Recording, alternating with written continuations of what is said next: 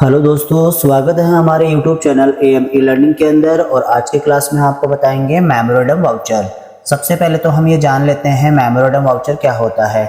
देखो, अपने बिजनेस के अंदर कई ऐसे ट्रांजैक्शंस होते हैं जिनको हम कंपनी के अंदर रिकॉर्ड नहीं कर पाते हैं, क्योंकि ऐसे ट्रांजैक्शन टेम्परेरी रूप से किए जाते हैं। तो मेमोरेंडम वाउचर क्या होता है? एक प्रकार का नॉन अकाउंटिंग वाउचर होता है। नॉन अकाउंटिंग का मतलब होता है कि आप लोग बिजनेस के अंदर जितने भी ट्रांजैक्शंस ऐसे बेसिस पे किए जाते हैं जिनको हम केवल रिमाइंडर के लिए यूज करना चाहते हैं। फॉर एग्जाम्पल, मान लीजिए हम लोग बिजनेस से कुछ पैसे निकालते हैं किसी चीज को एक्सपेंसेस करने के लिए। ऐसे ट्रांजैक्शन इन फ्यूचर में एक्सपेंसेस होने वाले हैं, लेकिन उसके लिए पहले ही बिजनेस से पैसा विड्रॉल कर लिया जाता है। तो ऐसे ट्रांजैक्शन को रिमाइंड करने के लिए हम कहाँ रिकॉर्ड करते हैं? मेमो वाउचर भी रिकॉर्ड करते हैं। इसीलिए मेमोरेंडम अकाउंट को क्या करते हैं? नॉन अकाउंटिंग वाउचर भी कहा जाता है। तो सबसे पहले मेमो वाउचर के अंदर उन सभी ट्रांजैक्शनों को रिकॉर्ड करेंगे जो रिमाइंडर के लिए यूज किए जाएंगे। मेमो वाउचर क्या होता है? नॉन अकाउंटिंग वाउचर होने की वजह से इसके अंदर जितने भी ट्रांजैक्शंस को रिकॉर्ड करते हैं वो अपने फाइनल अकाउंट पे इफेक्ट नहीं करेंगे, यानी अपनी फाइनल रिपोर्ट जो होती है P&L account, trading account, balance sheet, इन पे कोई प्रभाव नहीं दिखाई देगा। आप जो चाहो वो एंट्री मेमोरेंडम वाउचर में कर सकते हो। लाइक दिस आपका पेमेंट का कर सकते हो, रिसिप्ट का कर सकते हो, विड्रॉल का कर सकते हो, XYZ कोई भी एंट्री आप लोग इसके अंदर रिकॉर्ड कर सकते हो। मेमो वाउचर एक टेम्परेरी रूप से रखा गया एक अकाउंट होता है। अब इसके अंदर किस तरीके से रिकॉर्ड किया जाएगा वो हम आपको एक लाइव करके दिखा देते हैं। सबसे पहले हम वाउचर में जाएंगे और यहाँ से हमारे पास में अदर वाउचर्स पे क्लिक करना है, जिसका शॉर्ट की होगा F10। एंटर करते हैं यहाँ पे शो मोर पे क्लिक करके आपको सभी वाउचर्स को शो कर लेना है। यहाँ पर अपने पास में दे रखा है मेमोरेंडम अकाउंट। आपके पास में ये इस तरीके से दिखाई देगा इनएक्टिव होकर के। तो आपको एक्टिव करने के लिए इस पे क्लिक करके एक्टिव कर लेना है। मेरे पास पहले से एक्टिव है तो मैं इस पे क्लिक करके ओपन कर लेता हूँ।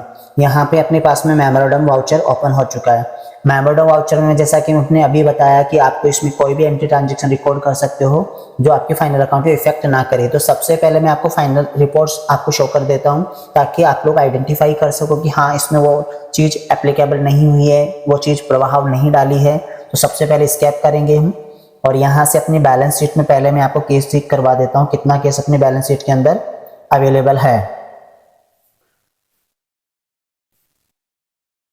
तो यहाँ पे देख लीजिएगा अपना केस कितना लिखा हुआ है, 9,75,000 रुपये शो कर रखा है।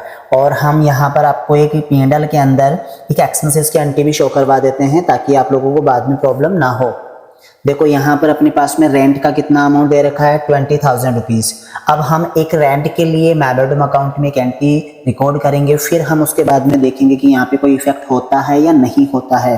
तो चलो स्केप करते हैं, उसके बाद में वाउचर में जाते हैं और अपना मेमोरेंडम वाउचर ओपन कर लेते हैं। मान लीजिए हमने बिजनेस से 5,000 रुपये निकाला है और राकेश को ये बोल करके दिया जाता है कि आप अगले मंथ में यानी नेक्स्ट मंथ में रेंट का पेमेंट कर दीजिएगा। तो यहाँ पर अभी हम उस रेंट की एंट्री नहीं कर सकते, क्योंकि वो पेमेंट अगले से रिलेटेड है। इसीलिए हम उसको रिमाइंडर के लिए कहाँ पे रिकॉर्ड कर रहे हैं? मेमोरेंडम अकाउंट पे रिकॉर्ड कर रहे हैं। तो सबसे पहले हम एक राकेश का लेजर जनरेट कर लेते हैं। राकेश हमारे लिए डेटर होगा, क्योंकि इसको हमने पेमेंट किया है। इन फ्यूचर इससे पेमेंट हमें रिफंड करवाना है, इसलिए इसको डाटा रखा गया है। एक्सेप्ट कर दीजिएगा। 5,000 रुपीज़ यहाँ पर अपन एंटर कर लेंगे। देन यहाँ पर हम एंटर करके इसको एक्सेप्ट कर लेंगे। अभी हमारे पास में यहाँ पर एंट्री हो चुकी है। ये एंट्री हमारी जो हो रही है वो अपने फाइनल अकाउंट पे इफेक्ट की है या नहीं की है, ये चेक करने के लिए अपन स्केप करते हुए फाइनल अकाउंट पे जाए। देखो, हमने केस की एंट्री यहाँ से की है, तो हमारे पास केस कम होना चाहिए था। तो जैसे हम बैलेंस शीट में जाकर के अपने केस को चेक करते तो केस वही का वही है, यानी कि जितना केस था उतना ही है, कम नहीं हो रहा है। मतलब अपने मेमोरेंडम में अपने मेमो अकाउंट में की गई ट्रांजैक्शन का इफेक्ट यहाँ पर नहीं आ रहा है। ऐसे ही बात करें, हमारे पास में एक डेटा जनरेट किया था राकेश के नाम से, इसमें जाके देखेंगे राकेश का नाम भी शो नहीं कर रहा है, यानी कि यहाँ पर जो भी एंट्री रिकॉर्ड की जा रही है उनका फाइनल अकाउंट पे कोई इफेक्ट नहीं हो रहा है। अब मान लीजिए नेक्स्ट मंथ जैसे स्टार्ट होता है तो राकेश से वो पेमेंट रेंट के लिए पेमेंट करवाना है।